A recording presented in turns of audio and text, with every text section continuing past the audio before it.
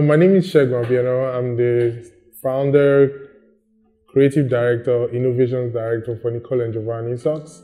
We produce the best wearing socks here in Africa, and we cater for the entire family, more or less from newborn to the highest age group. As a typical Nigerian, growing up was cool.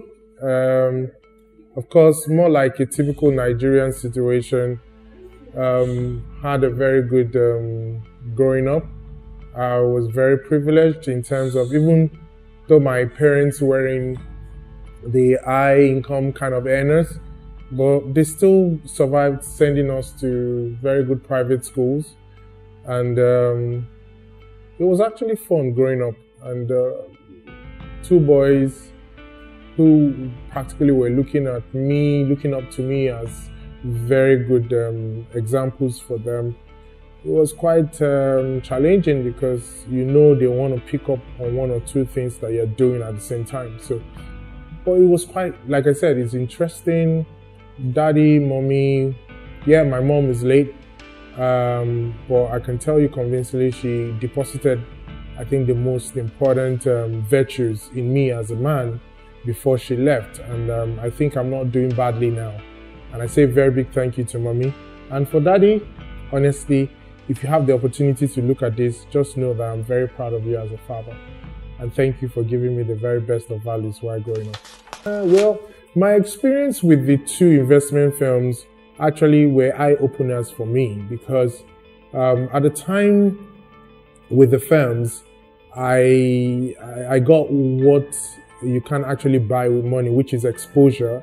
I knew what was obtainable in the market, and at the same time, I knew what was going on offshore. So I felt it was very important for me to actually learn more and be better than the average kind of person. So I went abroad to school, of course, and I think some few months to my finishing my master's, I got a job with Barclays, which I want to say is one of the best jobs I've ever done, because I learned a whole lot. And one of those things that we're applying to my business as we speak is one huge case of advocacy that I was taught. You can imagine going through training for close to 3 years on a particular topic, or should I say on a particular scenario. Yes, Barclays was a huge, in fact, is a huge plus to my career, because I learned a whole lot in terms of how to handle businesses and how to endure as a brand. So it's really, it depends on which area you also want to know about. But I can tell you convincingly, while the Nigerian experience actually taught me how to handle very tough situations, handle how to deal with, the environment that is not really so enabling. The Barclays on the other side was teaching me how to actually professionally also handle, situations,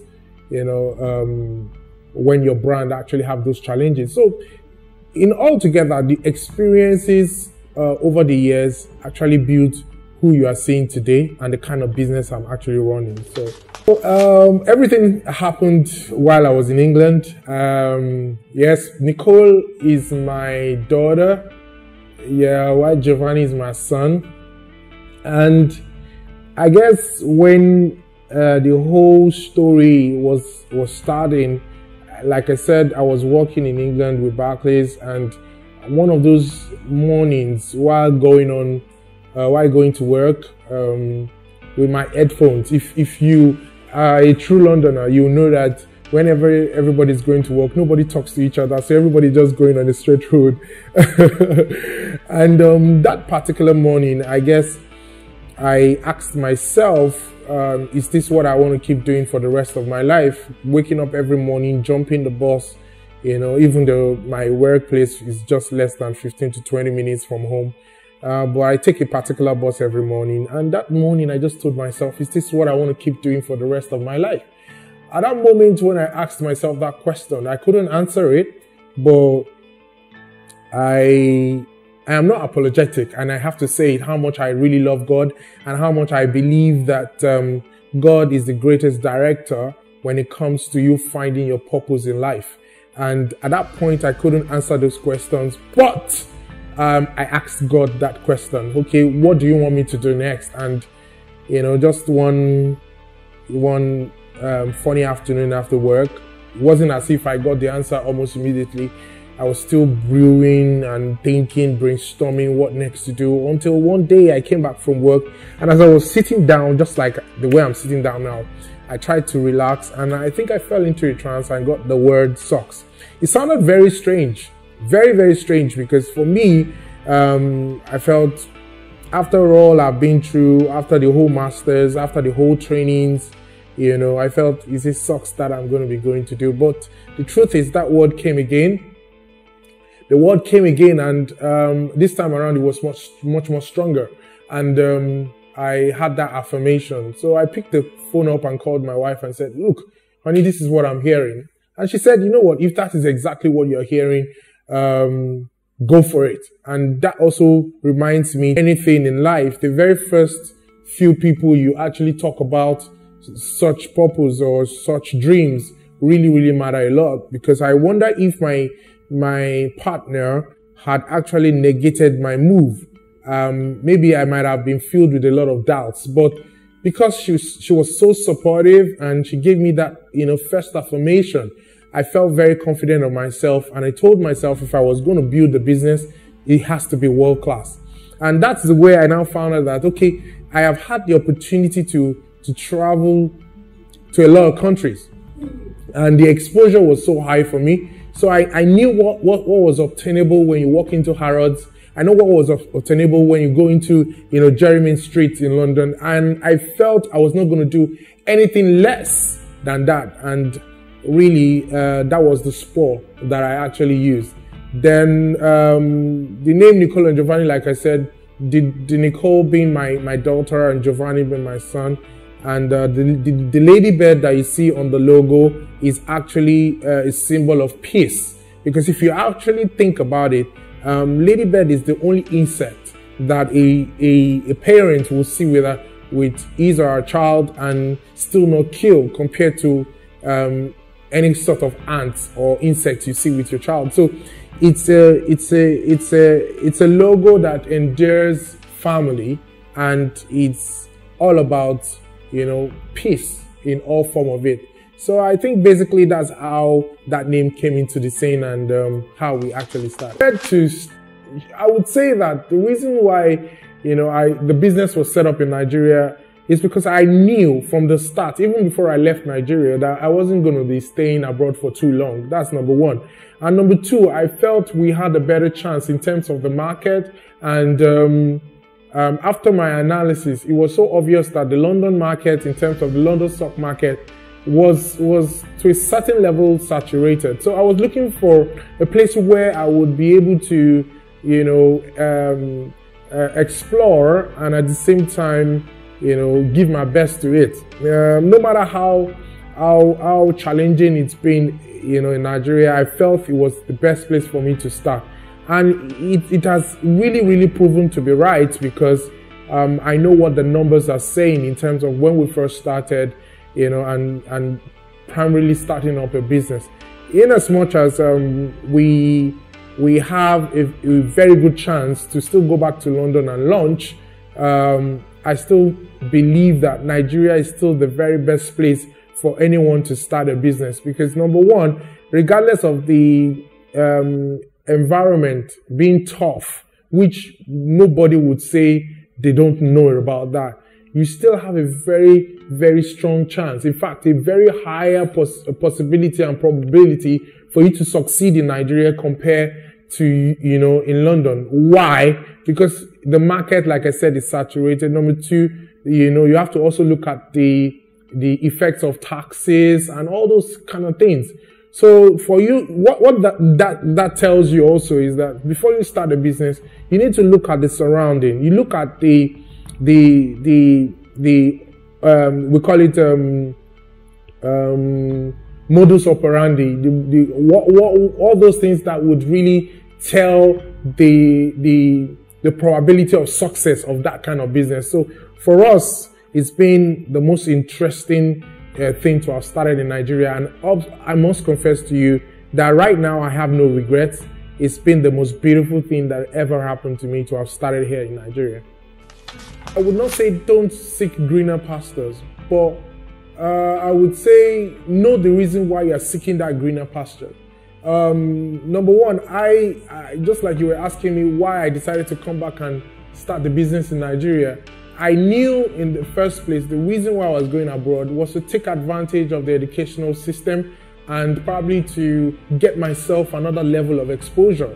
Imagine me not having that kind of exposure. Maybe I might not be at this high in terms of what we can offer. There's a saying that says Nemo that could not abet. You can't give what you don't have. So it's only what you've been able to amass in terms of experience, exposure, your learning, the people you are able to relate with, and all sort of things that probably makes the brand.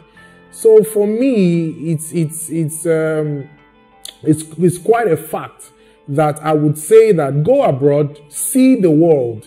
It's always a good thing to see the world, but don't have it at the back of your mind. If you choose to stay abroad, well, it's all well and good. We all have different purpose in life. So I'm not going to say no, don't go abroad. But I would say that if you can take the good part of the abroad and bring it back home, honestly, it will definitely go a long way in making you a better person. To be a very fantastic entrepreneur, you need to have a lot of information at hand. But at the same time, you don't want to be too analytical. When you are too analytical, you see too much problems, you see too much issues coming up, and at the end of the day, you might end up not doing what you're supposed to do. So my own major advice in this case is that you need to be very, very candid with whatsoever you're doing and know the reason why you're doing it. I didn't look at the numbers, but I believe I saw the potential in increasing the numbers. And let's be factual. In our country here in Nigeria, we have a lot of office people. We have people and you know what? There are two seasons. There is the wet season, there is the dry season. So the wet season, it's a constant. People will want to wear socks. Dry season, people will also want to wear socks because it has to be worn. So it's not a product that is absolute seasonal. It's a product that is an everyday wear, regardless of the situation. So as long as you're working and as a man, as a boy, as a growing person, as an aged person, you would still need to wear socks. So that number didn't really affect me that much, but we can actually see the numbers now. So it was good for me that I didn't start to analyze so much of the numbers before I started, or else maybe I would have been scared of what might end the business. But I think so far so good. Education of university to now is absolutely phenomenal, because the truth is at the university you get to learn a lot in terms of classwork and consistency sake and everything.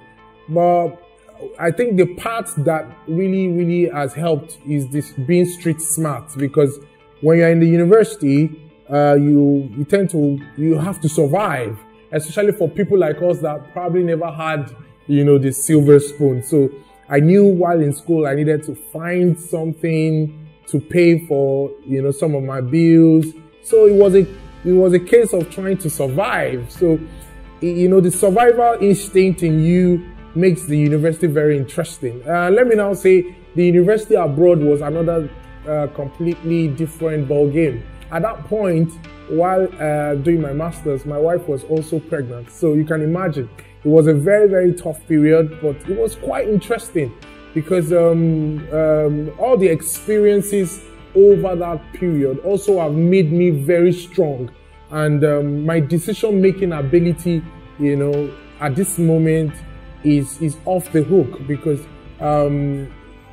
for you to succeed in life, you are more or less going to be a product of your experiences. So your experience over the years is what makes you the kind of person you are. So left for me, it has really aided my being a success in my business. So I will advise anyone who actually is going through that same process to learn as much as they can, because when you start the raw business, you can't go back. You can only, you know, take the positives from what has happened in the past to affect what is going on. And all the negatives that happened in the past will also teach you what you shouldn't get yourself involved, you know, while you are in business. Yes, it can be a deterrent when you are about to scale up your business. Especially, you find out that businesses in Nigeria, we have a lot of entrepreneurs now, but they will tell you one of the major reasons why they cannot scale their businesses is because they don't have access to funds, and which we also have that kind of challenges at times. But I would say no, it's not a deterrent at the other side, because when you're starting a business, there is this gusto that you not having funds does to you. You are able to plan better. You are able to think of the best way to use your limited resource to achieve more. So when you're starting up a business, you practically don't need too much funds. You maybe need funds to start up, funds to do some little things, but at the same time, it's not really the most important thing. Socks, and that's fantastic. Nice that you noticed that most of the socks comes in African names, and the reason is simply because we are trying to change our narrative about what people actually know about Africa. And anytime we are abroad kind of doing exhibitions, actually we also have we have an office in Houston that serves the international market. So whenever the names are seen, people are inquisitive about why should your name be Olarinwaju. You know, the truth is our culture is so rich. Now, for anybody to name their son Olarinwaju means that there is a circumstance that has happened before naming that child that name. So you want to know the reason, you know, it will make you very curious to want to go search for what Olarinwaju is. Then you find out that there is a cultural, you know, acceptance with all these names. We have the Akelo names from different part of Africa trying to talk about our narrative. Because the truth is, you go to Russia, you hear the Viktor Yushchenko and all those stuff. They are proud of their names, but we aren't, you know, really proud of ours. So our brand was a very good avenue to actually talk so much about us. You can imagine the name of the socks bearing an Igbo name or an Hausa name or an Egyptian name or a Senegalese name or a South African name. So this goes a long way in actually sharing a narrative, because it's easy for people to want to say, okay, what's the meaning of this? And by there, they want to like, oh, that's the reason why you have Google. You just probably put the name Akelo and put it in Google, and you probably will see a lot. So trust me, it's one of the best things that ever happened to us.